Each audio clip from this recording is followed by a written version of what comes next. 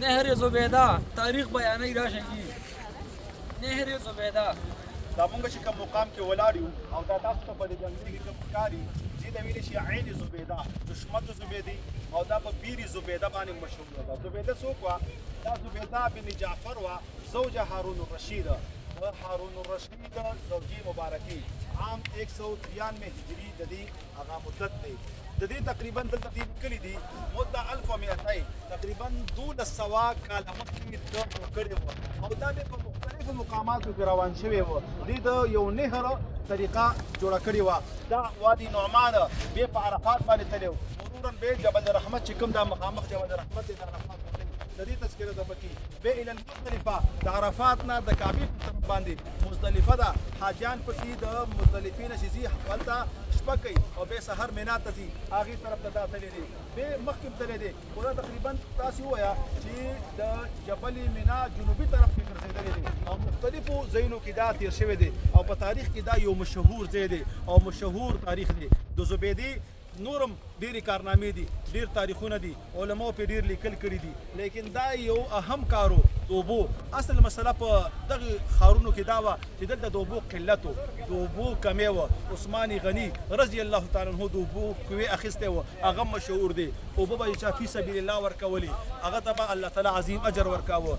یهودو به دلته اوبه خرڅولي لیکن عثمان غني هغه کوې واخیسته او نبي علیه السلام ورته وفرمیل چې تا په خپلو پیسو جنت واخیسته او الحمدلله الله تعالی دې موږ د توفیق را نصیب کړي چې موږ هم صدقات ورکړو. یو اهمه خبره دلته دا کوم تا ته که موږ عمرې ته راشو که حج ته راشو کوشش دا کوي خیراتي شي ته لاس مه وړئ خیراتي شي ته په صف کې مه ودرېږئ. موږ د دلته راغلي یو د الله نه د غوښتو. ما ته ډېر افسوس په هغې مقام کې راشي چې دا سبیلونه تقسیمیږي او حاجي صاحب کروڑپتي او هغه سبیل ته لاس نیولی. نه دلته د رب کور ته راغلی د رب در ته راغلی دلته به د رب نه غواړې دلته د خپله خوله بل چا ته مه ورانوه رب العالمین ته یې ورانه کړه رب العالمین نه وغواړه خپلې پیسې ولګوه د الله په لاره کې ولګوه. 1 روپۍ ستا په 1 لک ده یو مونځ ستا په دې مقام کې په 1 لک دی بلکې د دې نه هم زیات دی. په حدیثو کې ډېر ثوابونه راغلي دي. ته حاجي ته معتمرې ته د الله ملمی ستا 1 روپۍ د الله تعالی دپاره صدقه ده او دا بهترینه صدقه ده. په ځان یې ولګوه په بچو یې ولګوه په ملګرو یې ولګوه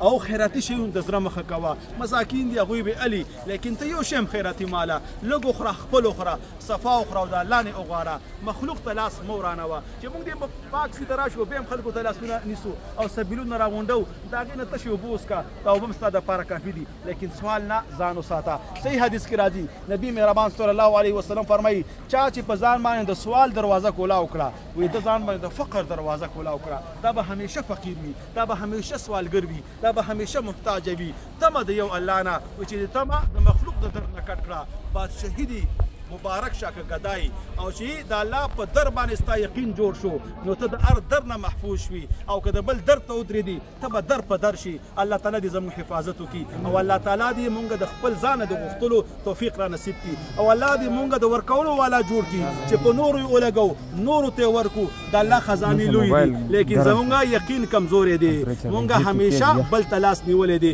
دلته راغلي یو د الله نه به یې غواړو او د الله نه سوا به د بل چا نه نه غواړو. تبلیغي ملګري یو اواز لګوي د الله نه د غوښتو یقینه او د مخلوق نه ته نه غوښتو یقینه. مخلوق به څه وي هغه خپله خالق ته محتاج دی که هغه بادشاه دی او کار څوک دی. الله دې په دې خبرو باندې اول ماته بیا ټولو ملګرو ته د عمل کول توفیق را نصیب کړي. په دې مقام کې مونږ یو قنات عین زبیده